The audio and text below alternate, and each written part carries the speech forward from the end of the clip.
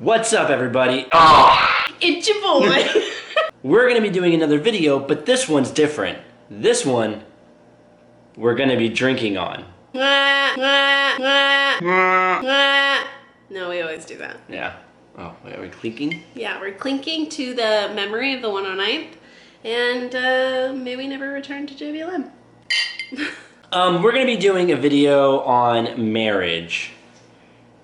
It's not just a marriage video, but we're gonna be looking at BuzzFeed and their take on marriage. Well, they talked to a couple different people and got the things that they wish they knew before they got married, and so we're gonna read them and decide if we agree or disagree or have our own little interjections. The title is actually 27 Things Married People Wish Someone Told Them Before They got married. But like I said, we're gonna be doing this drinking, so we need to loosen up and get. I will talk about my drink first. This is not a very common drink, so I understand it to be. So this drink is called a Berta, and it is 1 ounce simple syrup, 1 ounce of lemon juice, 2 ounces of tequila, 3 ounces of club soda, and then 1 ice cube, but I actually add 2 because I really like it cold. And it's called a Berta, and she's delicious. And she's the only woman I want to go on a date with. Mine is, I mean, it's not a Tom Collins, but it's a Tom Collins. I just didn't do simple syrup, I did mint syrup. I try to get a little risky and try something new, and it kind of just tastes like I'm drinking a Christmas tree. Like you steeped the pine needles of a Christmas tree in gin. Just really steeped it. Steeped it. But my drink is made with 2 ounces of Aviation American Gin. It's not sponsored. There's no possible way I will ever get sponsored by Aviation Gin. 1 ounce of freshly pressed lemon juice. 3/4 of an ounce of simple syrup, which I used the mint syrup. And then 2 ounces of club soda. All right, so to the meat and potatoes. And again, BuzzFeed, such a reliable source if you're looking for actual marriage advice or if you should get married.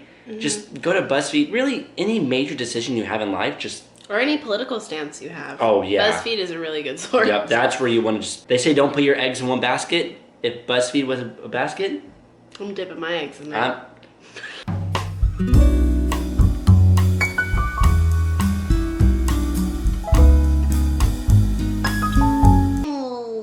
Those are those quotes that people share on Facebook where they're like, my marriage is so hard, but I choose to fight for them every day. And they like over dramatize their marriage. And then they're always like arguing on Facebook though. Yeah.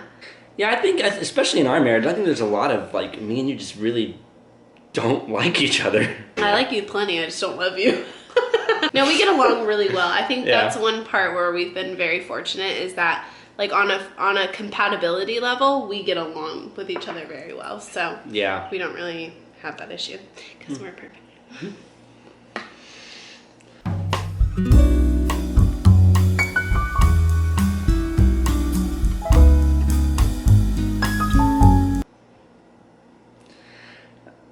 I'm gonna be honest. We are big fans of The Bachelor, Bachelorette, that whole franchise. There was this one part where they were kissing and they whispered to each other, I want to stay here forever. I want to stay in your arms forever.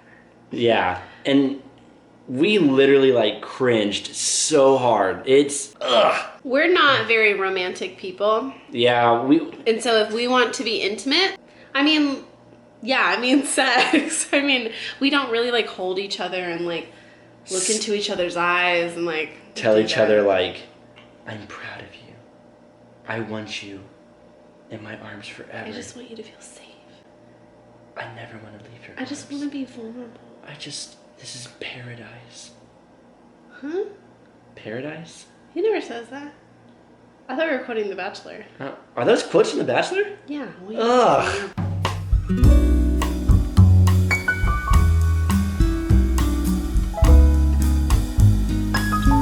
No, I think we're really good at communicating. I think that there's some times to where we both get kind of complacent and We don't focus a lot on the communication, and then we get a little bit Do you mean like verbal communication or like nonverbal? Both. I think that we get complacent with both of them. I mean, not like majorly, but we're really good with catching ourselves, I think. And I don't know, that quote is like very like, it's almost like it's like a husband writing it about a wife. Like he's saying it about a wife. That's that's the stereotype, is that men always say, I'm not a mind reader, I don't know what you want. I will advocate for the wife or female portion of this. There are times where, like, not between us, but like in general circumstances where women wish that men would just be a little bit more sensitive to like picking up on those things. Like, if you see that I'm frustrated, I want you to be able to say, oh, she looks frustrated, and address it accordingly. Or like, if I needed help, there are times where like, I wish you would see that I need help instead of me having to be like, can you help me? Yeah. But all in all, it's much easier. Like, this is like a choose your battles kind of thing. It's much easier to just go ahead and tell them than for them to try to be hypersensitive to everything that you're doing. Subtle? Do I look okay?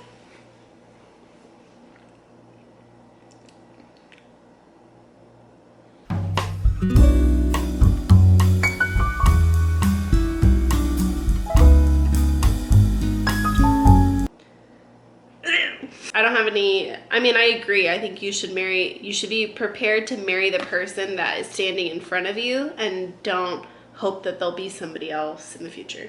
Right? Yeah. Yeah. No, I think that you can see stuff in your significant other, like, you know, Abigail, I mean, not just Abigail, like even her whole family said that they saw me as like a soldier one day, and, you know, all that.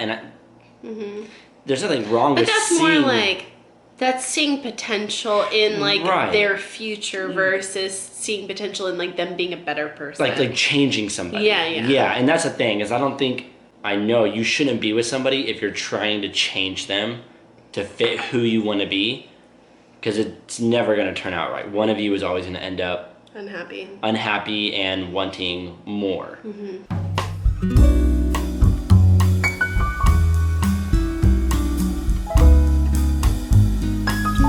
That's a big thing on both of our parts. Yeah. Our families are so vastly different, and somehow we are very similar. But we come from very, very different backgrounds, and that's okay. You do have to learn to communicate with a different family.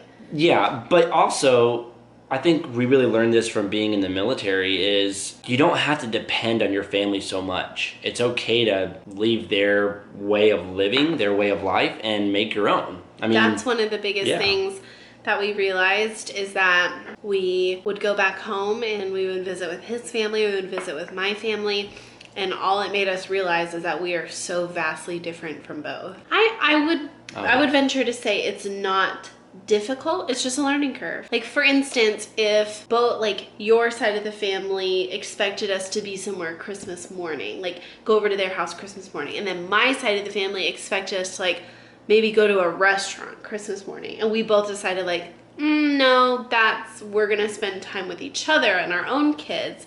It's not difficult to tell your parents that. It's, as long as you set the precedent early that like, we are our own family. I think what kind of blurs the line and makes it difficult is if one person is still very dependent on like where they're coming from. But it also plays into effect like how old you are and how old you got married. Yeah, we got married young. And if you live by your family. Yes, we got married young, but we quickly moved away because we lived, 45 minutes, an hour away? When we first got married, we lived 30 to 45 minutes away. And then 7 or 8 months after that, we lived 3 hours away. So just move across the country and you're fine.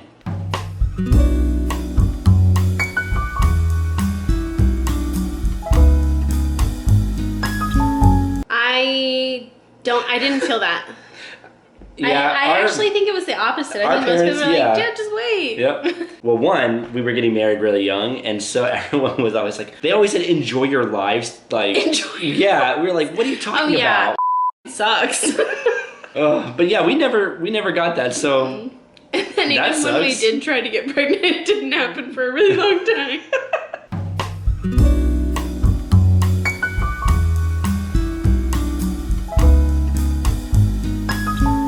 For real. I will agree with that one. It says fighting about ridiculous things. We don't fight about well, except for one thing.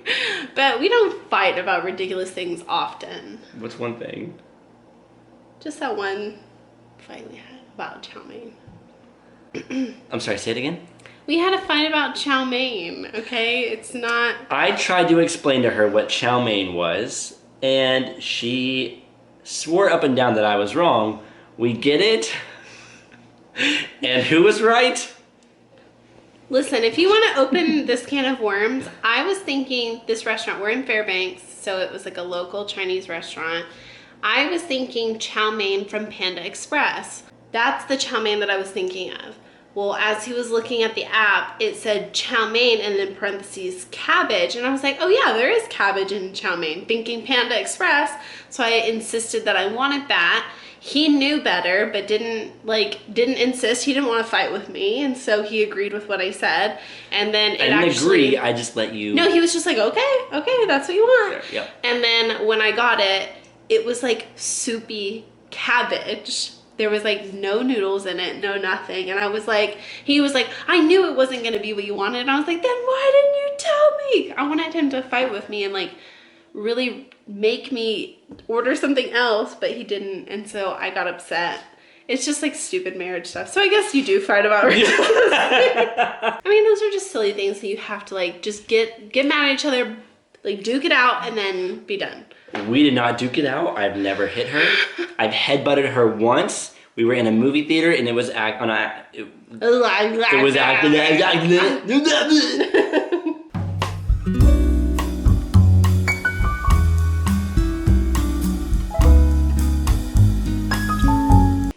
I told you. This is... Oh, wait. You mean like talking on the toilet? Yeah, you don't let me. No, I will never. I don't want to smell anybody else's poop. You don't have to smell. How am I going to be in there talking to you and not breathing? Because mine smell like roses. That's where I draw the line. Peeing is one thing. Taking a massive in front of me. I don't want to hear the splooshing. I don't want to see you wipe. And pooping is one of the only times I get alone. So like, I'm not willing to give that up. I can feel your pulse through over here. Yep, it's because I'm pooping.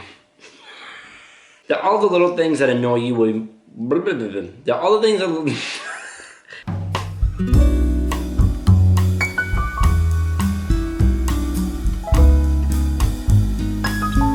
Big yes. Really? Oh, yeah. Nothing you do annoys me. Yeah, you're fucking annoying. Yeah, but it's not bad. It's whatever. It's worth the sex. Oh my... That's right. All right. Oh my God. Get your together, Kathy.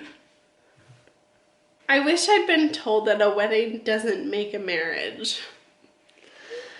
Well, here's the thing.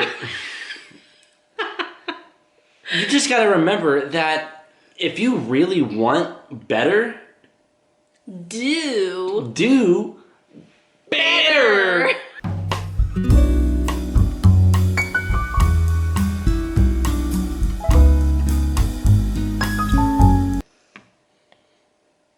That's stupid.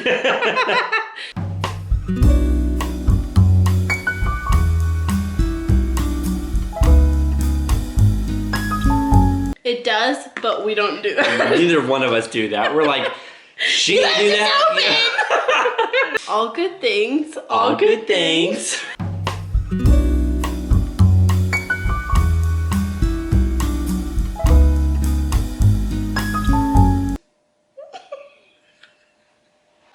Sitting in silence together, that's weird. Maybe I talk too much. Oh yeah. All right, let's just sit in silence. Let's try to do it for 15 seconds. Ready?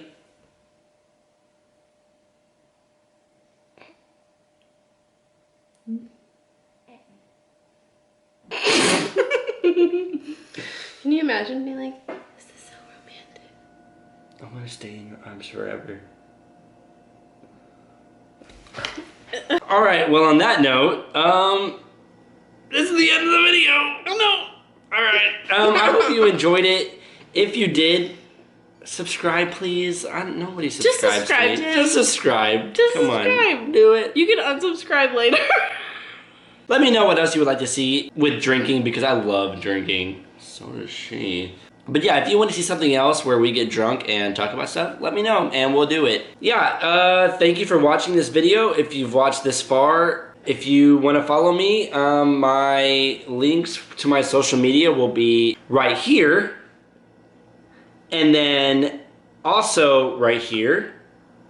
And then if you want to follow her, because she has a lot of good stuff and she posts funny stuff. Not really, it's all like kids and everything, but she'll post a lot of funny videos of me. But follow her and her stuff will be right here.